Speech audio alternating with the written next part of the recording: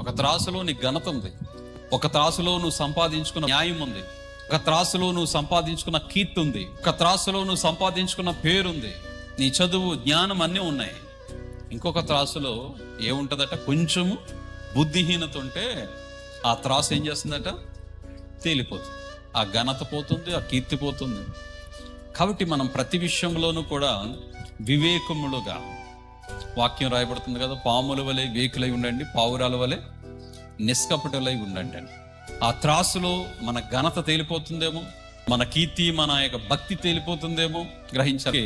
బుక్కావాని తైలములో ఒక ఈగ పడితే ఆ తైలం అంతా ఏం కంపొస్తుంది.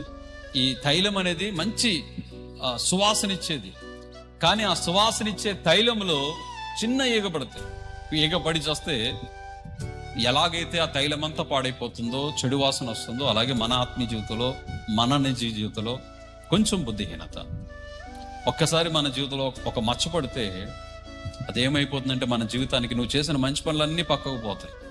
ఏది కనపడుతుంది, పోతాద్దలో ఏది చూస్తారు, ఆ మచ్చే చూస్తారు. మన జీవితంలో ఉన్న బుద్ధిహీనతే. ఒక్కొక్కసారి మన బుద్ధిహీనతను బట్టి మన కార్యాలు మనం చూస్తున్నాము, అది మనం గమనించాలి. మన మాట కానీ, లేకపోతే ఒక తప్పు ప్రవర్తన కానీ, మనకు ఉన్నటువంటి చూపు, నిర్ణయం, ఇవన్నీ కూడా ఘనతను తేలకొడుతుంది అని వాక్యం రాయబడుతుంది.